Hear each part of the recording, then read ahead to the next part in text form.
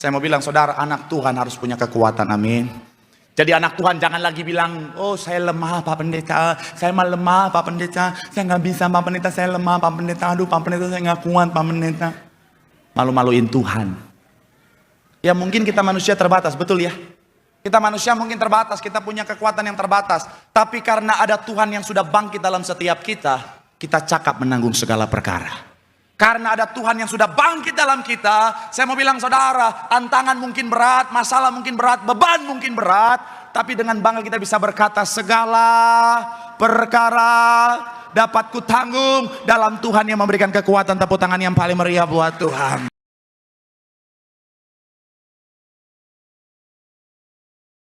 Benar, Tuhan Kau Allah yang luar biasa dalam kehidupan setiap kami. Tiada yang seperti Engkau. Kami mau menyatakan segala pujian, hormat, sembah, syukur kami hanya bagi satu nama yang kudus, nama yang penuh kuasa, yaitu nama Tuhan kami Yesus Kristus. Dan kami doa biar kiranya pujian menyembah kami boleh menyenangkan hati Tuhan. Karena kami tahu, kami percaya hati Tuhan disenangkan, hadirat Tuhan dicurahkan. Dalam hadirat Tuhan ada berkat, ada sukacita, ada mujizat. Artinya siapapun yang hadir, yang sakit Tuhan sembuhkan, yang terikat Tuhan berikan kelepasan, bahkan ada kemenangan yang pasti Tuhan nyatakan. Terima kasih Tuhan, terima kasih Tuhan. Tiba saatnya di minggu Paskah ini Tuhan, kami mau bawa hati kami Tuhan untuk terima kebenaran firman-Mu. Isi hati-Mu Tuhan, berbicara bagi setiap kami Tuhan.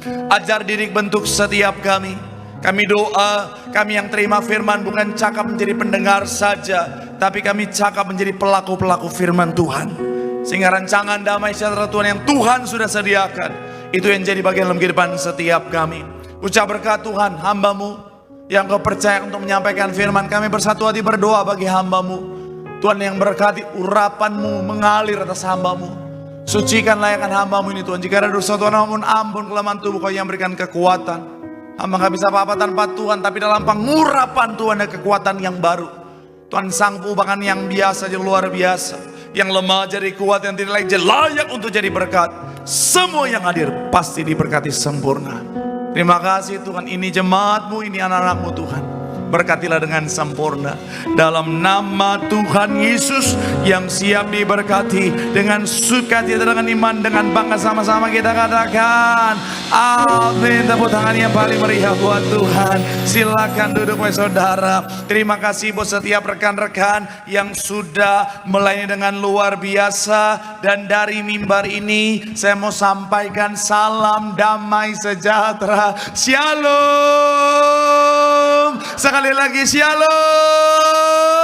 Haleluya, dalam Tuhan ada sukacita, amin. Dan di mana ada sukacita pasti ada senyuman di wajahnya. Boleh sama-sama berikan senyuman dulu. Jumpai kanan kiri depan belakangmu, katakan mari bersukacita dalam Tuhan.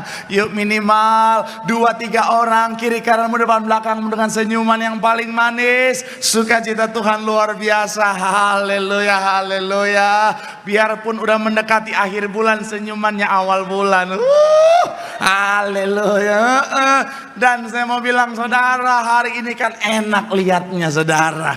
Kenapa? Udah berwarna-warni saudara, puji Tuhan. Kemarin hari Jumat itu semuanya saudara udah kayak debt collector siap bertugas saudara. Puji Tuhan, hari ini saudara udah cerah, secerah hari ini. Dan saya melihat sekali lagi sukacita yang luar biasa. Sekali lagi bilang sama kanan kirimu, bersukacita dalam Tuhan. Tuhan kita sudah bangkit. Semangat.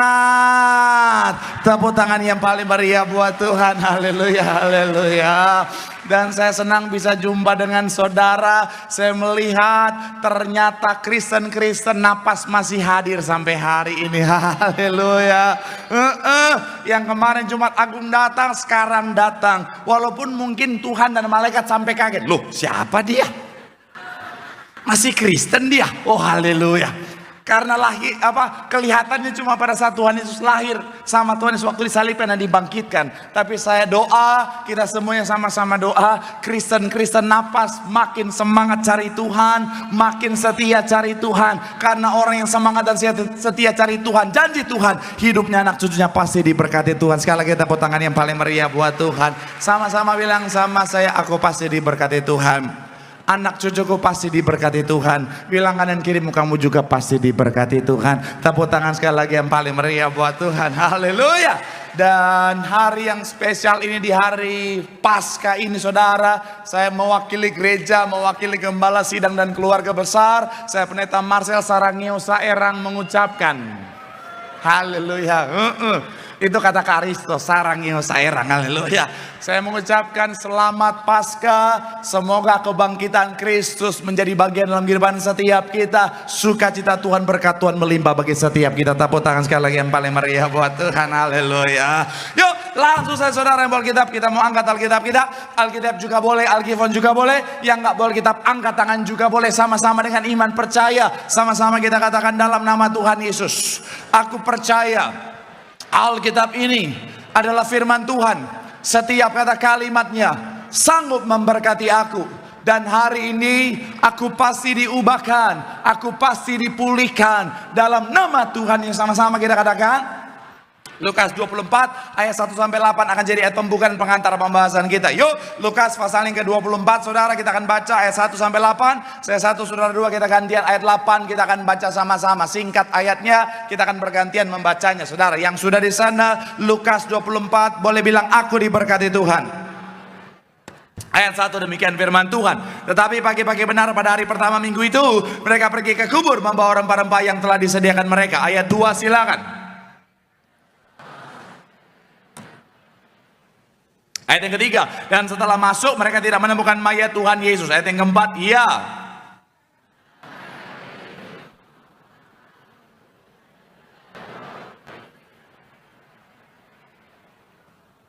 Ayat yang kelima dikatakan apa? Mereka sangat ketakutan dan menundukkan kepala. Tetapi kedua orang itu berkata kepada mereka, mengapa kamu mencari dia yang hidup di antara orang mati? Ayat selanjutnya, ya.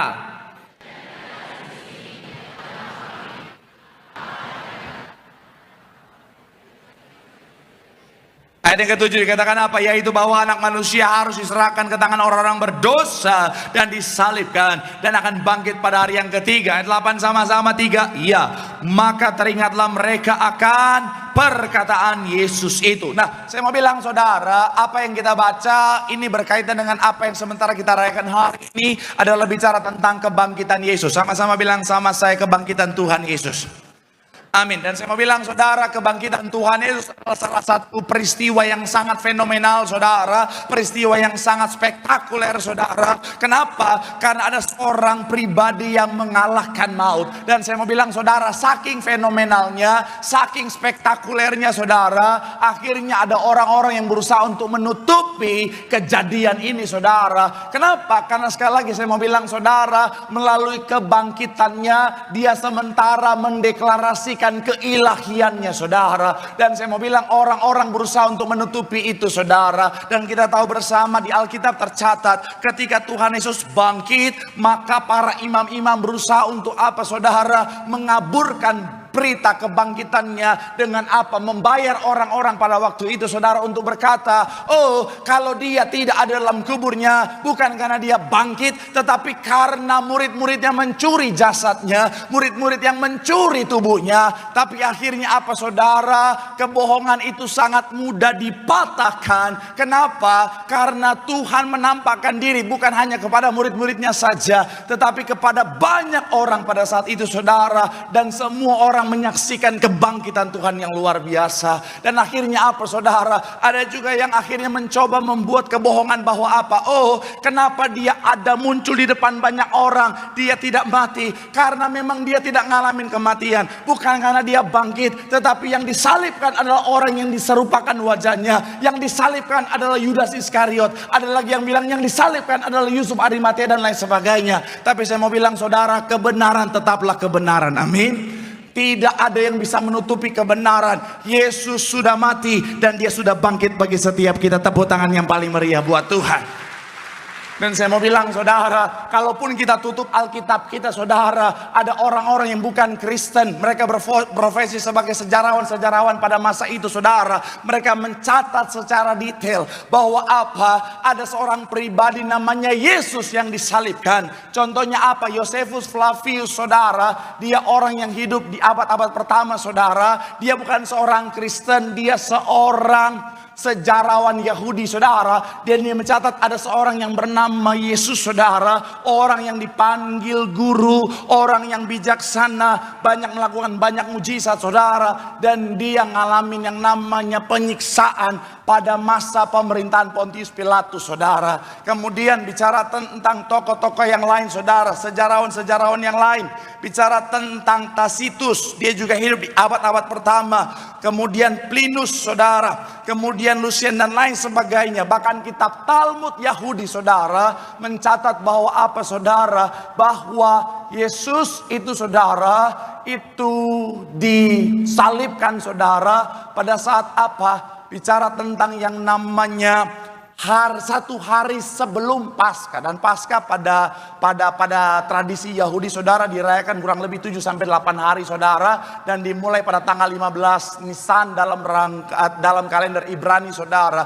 Dan memang sekali lagi saudara sangat spesifik sekali menyatakan bahwa apa? Yesus ngalamin yang namanya kematian. Kemudian apa? Dia bangkit pada hari yang ketiga. Dan saya mau bilang saudara, kebangkitan Tuhan Yesus yang luar biasa ini punya dampak yang luar biasa bagi kita. Katakan amin. Makanya hari ini saya akan ajak saudara untuk sama-sama kita akan membahas satu tema, yaitu kebangkitan yang membangkitkan. Sama-sama bilang sama saya, kebangkitan. Sama-sama bilang sama saya, yang membangkitkan. Doa saya melalui firman Tuhan hari ini, semua yang hadir semuanya diberkati Tuhan. Tepuk tangan yang paling meriah buat Tuhan. Haleluya. So, kebangkitan apa yang terjadi dalam kebangkitannya? Yang pertama saya mencatat, kebangkitan Kristus membangkitkan iman. Sama-sama bilang sama saya, kebangkitan Kristus. Sama-sama bilang sama saya, membangkitkan iman. Amin. Kita buka dulu saudara Lukas 24 ayatnya yang ke-13. Ayatnya yang ke-13. Sama-sama kita baca. Yuk, ayatnya yang ke-13. Yang sudah di sana boleh bilang aku diberkati. 3, ya, pada hari itu juga bernama Emmaus yang terletak kira-kira berapa? 7 mil jauhnya dari apa? Yerusalem. Jadi Emmaus itu saudara jaraknya 7 mil. Kalau kita convert ke kilometer saudara kurang lebih yaitu 11,2 kilometer saudara. Kira-kira seperti ini saudara jarak antara Yerusalem dan Emmaus. Tidak terlalu jauh saudara kalau kita lihat dari petanya saudara. Dan ini based on bicara tentang kota Yerusalem pada masa itu. Karena ada sedikit pemugaran saudara. Kalau saudara mungkin ke Israel saudara sempat bingung, Pak Pendeta, kok saya ke sana Golgota ada 2 Pak Pendeta. Saya mau bilang saudara, karena ada pemugaran saudara, makanya bicara tentang tempat yang menjadi Golgota pada masa itu saudara, yang dulunya di luar tembok boleh munculkan, sekarang sudah menjadi di dalam tembok saudara. Akhirnya ada seorang jenderal yang akhirnya dia bilang bahwa saya menemukan tempat yang dipandang dia cocok. Tapi sebenarnya di manakah? Kalau saudara tanya saya mau bilang saudara, tempatnya yang paling tepat adalah di hari ini jadi gereja Makam Kudus saudara. Tapi yang menarik begini sekali lagi saudara, bahwa bicara tentang kebangkitan Tuhan ini saudara, itu membangkitkan iman. Kalau saudara baca pada hari itu juga, coba kita baca sekali lagi ayat yang ke-13, dikatakan apa?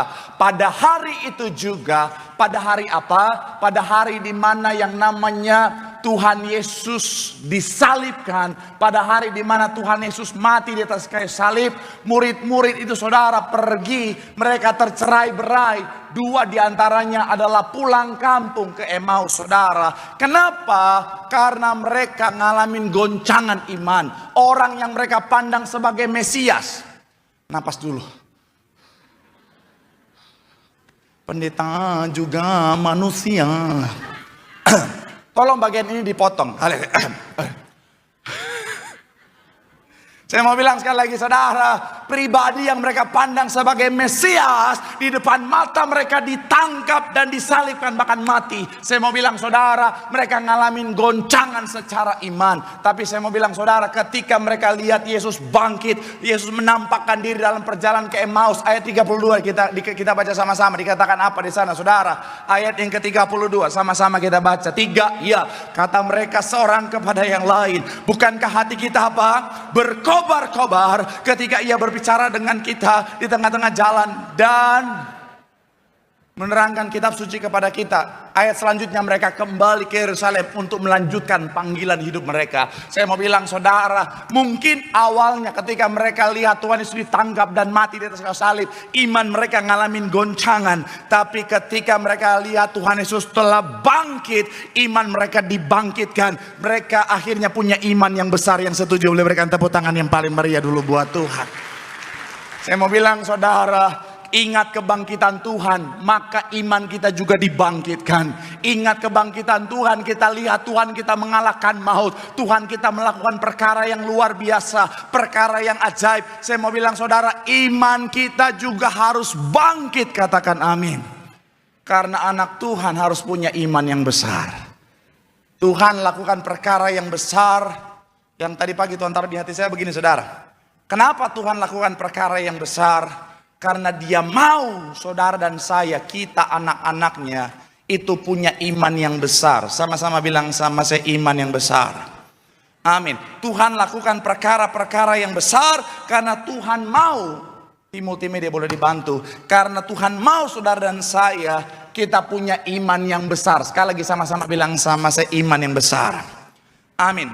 John Stott bilang begini saudara. Kebangkitan Yesus bukan hanya peristiwa sejarah, tetapi fondasi iman Kristen. Tanpa kebangkitan iman kita sia-sia. Tapi karena kita melihat Tuhan Yesus bangkit, iman kita juga bangkit, katakan amin. Dan saya mau bilang saudara, anak Tuhan harus punya iman yang besar. Amin. Charles Spurgeon dia bilang begini saudara, iman yang kecil mungkin membawamu ke sorga, tetapi iman yang besar akan membawa sorga ke dalam kehidupanmu. Wow. Shalom. Anak Tuhan imannya jangan kecil. Dari amin saudara kelihatan imannya kecil. Shalom. Shalom Tiberias. Anak Tuhan imannya harus besar. Mantap. Karena saya mau bilang saudara, iman kita menentukan pencapaian kita. Pak, tapi kan dalam Alkitab dikatakan biji sesawi, Pak. Alkitab mencatat apa? Jika kau punya iman sekecil biji sesawi. Shalom. Jika kau punya iman sekecil biji sesawi kah? Ini Kristen bukan sih? Walaupun Kristen napas, mbok ya tahu Alkitab gitu. Apakah dipakai kata sekecil biji sesawi atau sebesar biji sesawi? Yang bilang sekecil boleh angkat tangan. Yang bilang sebesar boleh angkat tangan. Terus yang lain jawab apa? Yang bilang sekecil abis ini baptis lagi ya. Alkitab mencatat jika imanmu sebesar. Kenapa? Karena jenisnya adalah benih. Kalau saudara perhatikan bahasa aslinya saudara, ini bicara tentang benih yang bisa bertumbuh menjadi besar. Saya mau bilang saudara, karena harapan Tuhan, keinginan Tuhan, kita punya iman yang besar, katakan amin. Karena Alkitab mencatat iman adalah dasar. Ibrani 11 ayat 1, iman adalah dasar, iman adalah fondasi. Artinya apa? Iman kita akan menentukan sebesar pencapaian kita. Kalau imanmu kecil, mohon maaf, pencapaianmu kecil. Kalau imanmu besar, maka pencapaianmu pasti luar biasa, katakan amin. Dan itu yang Tuhan mau. Jadi anak Tuhan harus punya iman yang besar. Anak Tuhan jangan imannya kecil. Ya, saya mah Pak, ya. Saya suka gemes lihat anak Tuhan imannya udah ditebus dengan darah yang mahal. Ya Pak, aku mah apa atuh? Aku mah hanya remahan rengginang.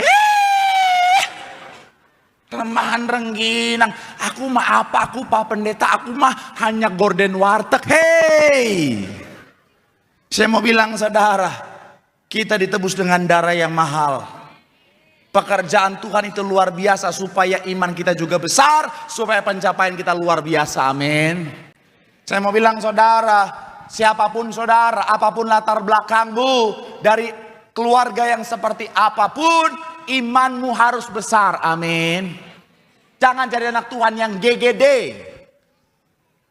Tahu GGD? Apa? Yes, 2 juta rupiah.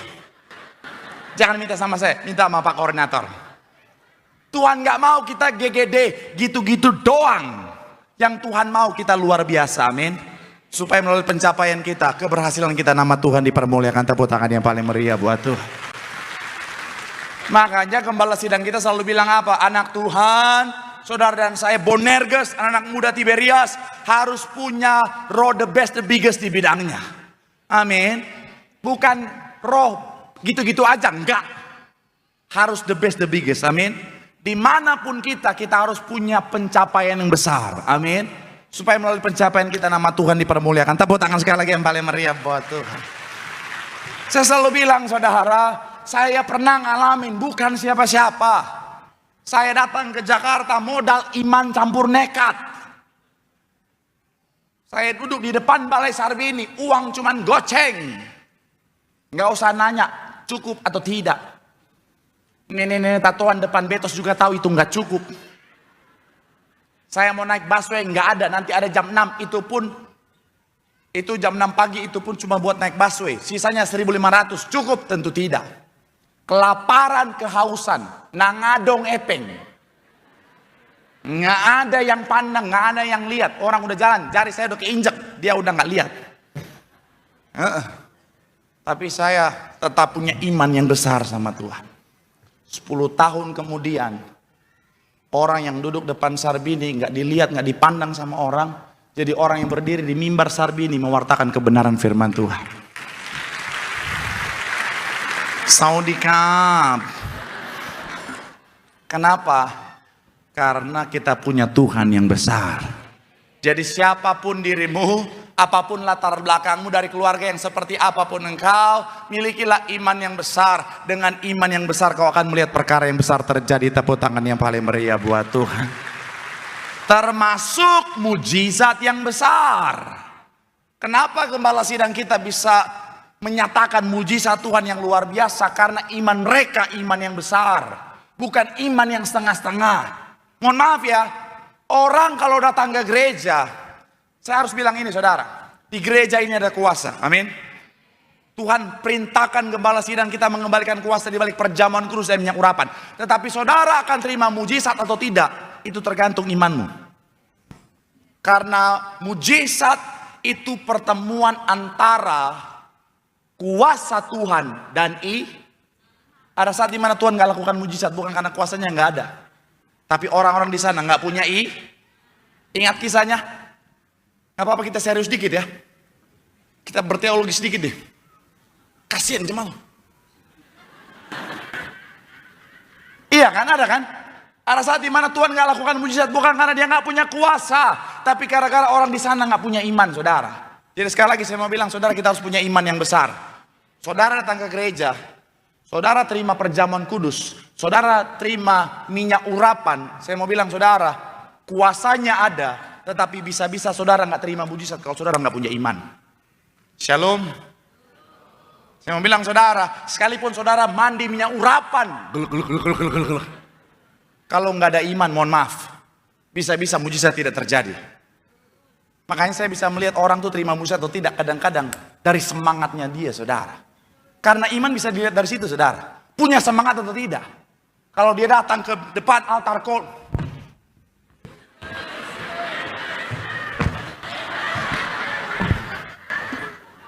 saya lihat begini, udah, memang penyakit apapun sembuh ini. Iya, oh apapun penyakitnya sembuh ini. Tapi kalau orang maju mimbar aja,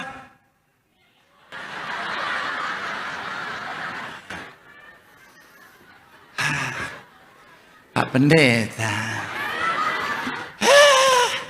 Mohon maaf, jangankan penyakit parah, panu aja nggak sembuh itu saudara. Saya mau bilang saudara, miliki iman yang besar, amin. Tadi pagi saudara, ada seorang ibu datang sama saya dan dia bilang begini, Pak Pendeta masih ingat saya lihat ibu ini, saya ingat dia. Kenapa? Karena minggu lalu dia datang nangis-nangis sama saya. Dia bilang, Pak Pendeta tolong doakan saya. Dokter vonis Pak Pendeta, saya ngalamin penyumbatan di jantung yang parah dan harus pasang ring Pak Pendeta. Tapi karena usia saya sudah cukup lumayan senior, saya takut Pak Pendeta. Akhirnya saya kasih minyak urapan, kita doa sama-sama. Saya bilang, Tuhan, tangan ini ada kuasa, ini ada kuasa, doanya dijawab Tuhan. Tadi dia datang sama saya dan bilang, Pak Pendeta, saya periksa ke dokter, dokter bilang jantung saya sudah bersih, bebas ring. Tepuk tangan yang paling meriah buat Tuhan. Saya mau bilang saudara, miliki iman yang besar. Sama-sama bilang sama saya kebangkitan Tuhan. Sama-sama bilang sama saya membangkitkan iman saya. Mujizat Tuhan yang besar, pencapaian yang besar pasti di bagian dalam kehidupanku. Tepuk tangan yang paling meriah buat Tuhan. Haleluya. Yang kedua saudara, kebangkitan, apa yang terjadi dalam kebangkitannya? Kebangkitan Kristus membangkitkan kekuatan dan keberanian. Sama-sama bilang sama saya kekuatan. Sama-sama bilang sama saya keberanian. Saudara nggak perlu buka Alkitab, saya percaya saudara tahu kisah tentang karakter Petrus. Petrus ini memang saya mau bilang saudara, seorang yang gagah berani, seorang yang memang benar-benar laki-laki yang sejati saudara. Kalau dia mewakili orang Indonesia, ini campuran Ambon, Batak, Manado, Papua, cim-cim glodok. Iya. Kenapa ada cim-cim glodok ngikut di sana? Karena cim-cim juga mentalitas luar biasa. Saudara pernah dengarkan cerita cim-cim berdoa? Tuhan, lu tolong anak gue sekarang. Bayangin.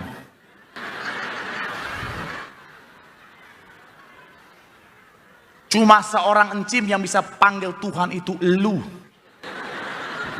Petrus aja nggak pernah panggil Tuhan itu elu. Cuma encim, makanya encim itu mentalitas pemberani juga nih encim saudara. Petrus, wow, memang ini mentalitas gagah satria saudara. Kalau dia orang Batak, marganya pasti Sinaga. Nyeri saudara. Kalau dia orang Ambon, marganya pasti bakar besi, saudara. Bayangin, saudara. Saya mau bilang ya, Petrus ini ngeri dia. Tapi ketika lihat Tuhan Yesus ditangkap dan disalibkan, yang tadinya berani luar biasa, ciut, soak kayak aki, saudara.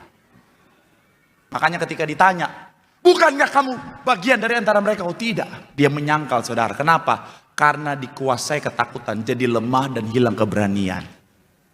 Tapi sekali lagi saya mau bilang saudara, ketika dia lihat kebangkitan, saya mau bilang saudara, keberanian dan kekuatannya dibangkitkan saudara. Petrus jadi keberanian, langsung memiliki keberanian yang luar biasa.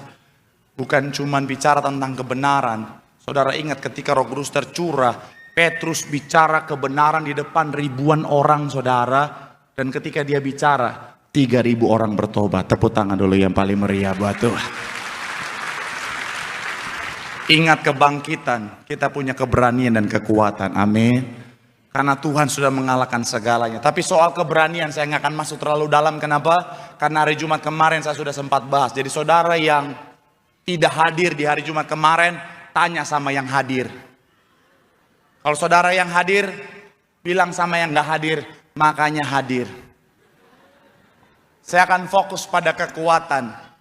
Kebangkitan membangkitkan kekuatan. Sama-sama bilang sama saya membangkitkan kekuatan.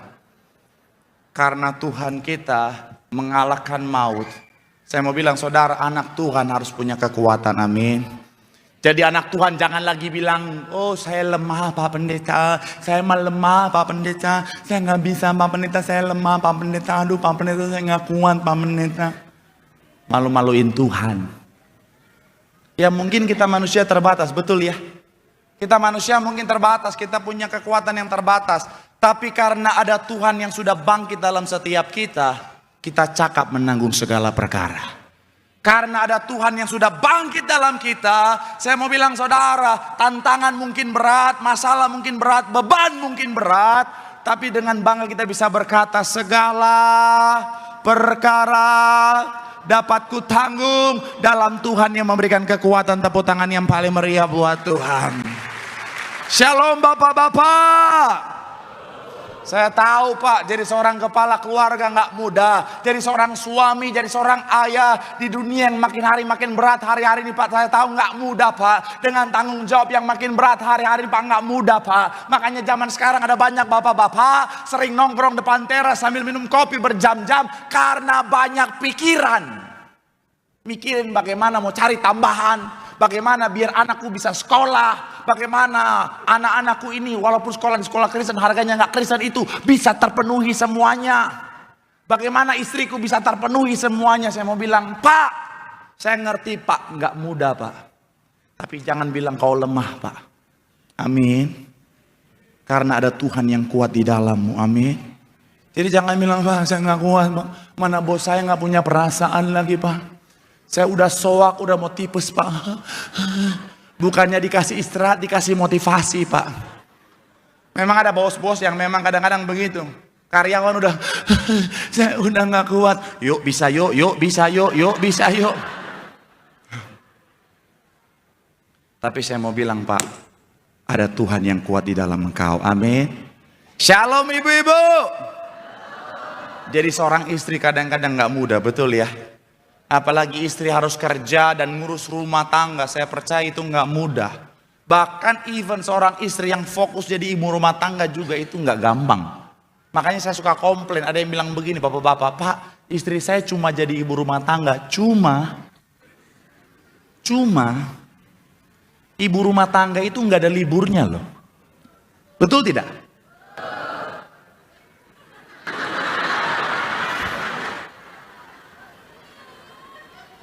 Ibu rumah tangga itu kerja 7 hari seminggu 24 jam. Kap, sabar bu, sabar. Mentang-mentang dibela, betul. Iya loh. Ibu rumah tangga itu non-stop. Kapan dia istirahat? Hanya ketika anaknya tidur.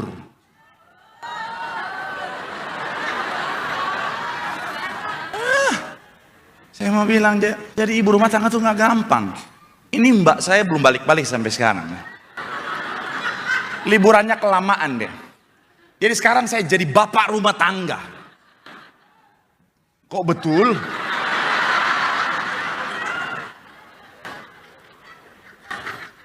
Itu saya ngalamin, oh tidak mudah. Oh Tuhan, apalagi anak banyak. Lari-lari begini juga. Lagi cuci piring, anak udah manjat-manjat. Lagi ngepel, anak lari-lari bawa gunting. Dari mana itu gunting? Darah Yesus Tuhan. Saya mau bilang ya, kadang-kadang jadi istri itu nggak mudah bu. Tapi saya mau bilang, kau kuat bersama Tuhan. Amin. Shalom anak muda. Saya ngerti hidup sebagai anak muda di dunia yang sekarang ini nggak mudah. Hidup sebagai anak muda dalam dunia yang penuh dengan persaingan, dunia yang penuh dengan tekanan. Baik tekanan pekerjaan maupun tekanan sosial, itu nggak mudah.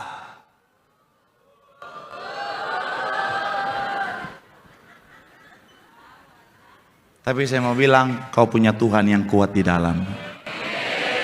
Jadi jangan bilang, saya nggak kuat Pak. Saya nggak bisa Pak. Ada tantangan dikit, aku tuh nggak bisa kayak gini. Ada masalah dikit, oh my God, mental health, aku tuh, oh my God. Memang gitu, anak-anak zaman sekarang ngomong udah kayak orang kena stroke ringan. Oh my God, aku tuh begitu, lo tuh nggak ngerti gue, hey.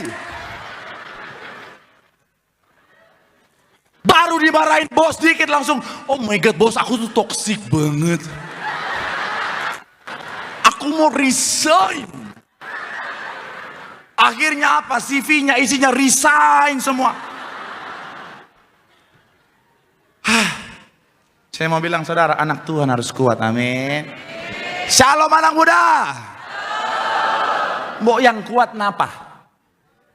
Apalagi yang baru putus itu ya. Yang jomblo boleh angkat tangan?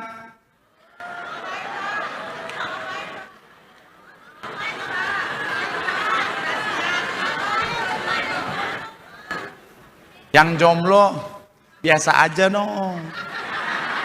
Saya kan cuma nanya, angkat tangan aja, nggak usah.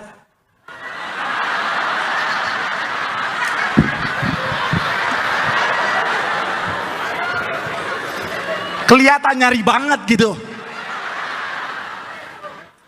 Mau bilang ya, yang baru putus udahlah. Jangan baru putus udah, aku gak kuat.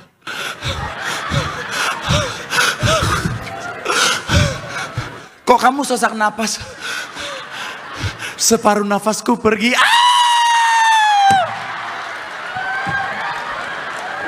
Hah? Yang opo-opo ikutan. Udah lewat, Pong, udah lewat.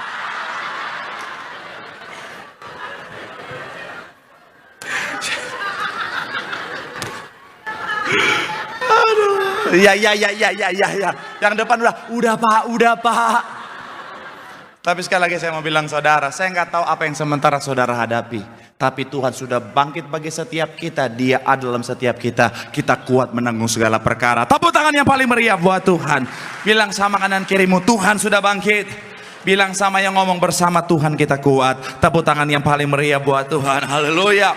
Yang terakhir, Imam Musik boleh siap-siap menuju ke depan. Yang ketiga, kebangkitan apa yang terjadi dalam kebangkitannya? Kebangkitan Kristus membangkitkan masa depan. Sama-sama bilang sama saya, kebangkitan Kristus. Sama-sama bilang sama saya, membangkitkan masa depan orang yang percaya kepadanya. Katakan amin. Kita lihat ayat 9 dan 10, sama-sama kita baca. 3, ya. Dan setelah mereka menceritakan semuanya itu kepada semua. Ayat yang ke-10 menarik, dikatakan apa? Perempuan-perempuan itu ialah siapa?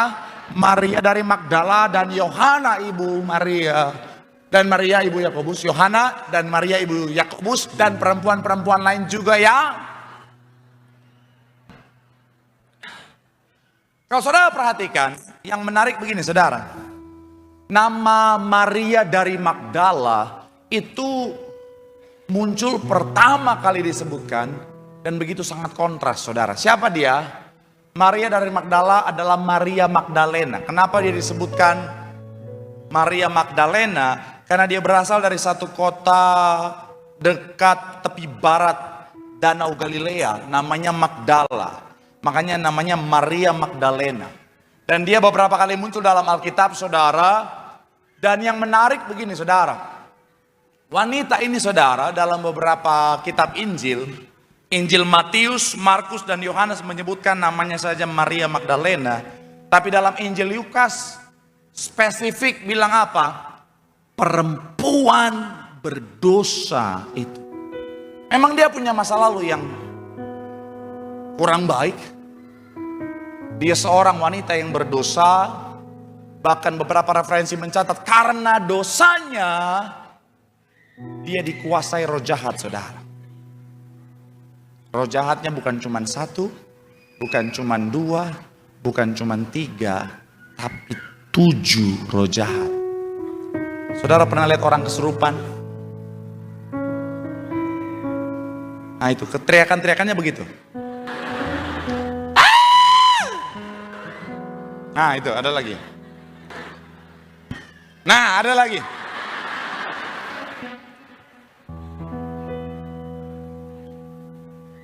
Nah ada lagi tuh. Kita tungguin sampai besok pagi. Iya kan? Orang itu satu aja. Tapi saya mau bilang saudara, orang yang kerasukan 7 roh jahat itu saudara, dihancurkan hidupnya sama iblis. Tapi ketika dia datang sama Tuhan, dia ada bersama-sama dengan Tuhan dalam penyalipan, kematian, bahkan kebangkitannya. Itu jadi orang yang pertama dipilih untuk menerima kabar sukacita kebangkitan Tuhan. Saya mau bilang saudara, dosa memang menghancurkan saudara. Iblis taruh dosa karena mau menghancurkan kehidupan setiap kita. Karena percayalah, dosa itu enaknya di awal, ujung-ujungnya menghancurkan. Makanya sekali lagi saya mau bilang saudara, iblis sengaja taruh dosa untuk menghancurkan masa depan kita saudara. Makanya dosa itu hamartia. melenceng dari sasaran. Sasaran Tuhan buat setiap kita adalah kehidupan kekal. Tapi karena dosa merusak, hancurkan kita dari yang kekekalan menuju pada kebinasaan tadi, saudara. Jadi makanya pastikan apa? Datang sama Tuhan. Saya tahu banyak di antara kita mungkin pernah lakukan kesalahan. Banyak di antara kita mungkin pernah lakukan dosa. Tapi kalau iblis sudah hancurkan masa lalumu, jangan izinkan iblis hancurkan masa depan.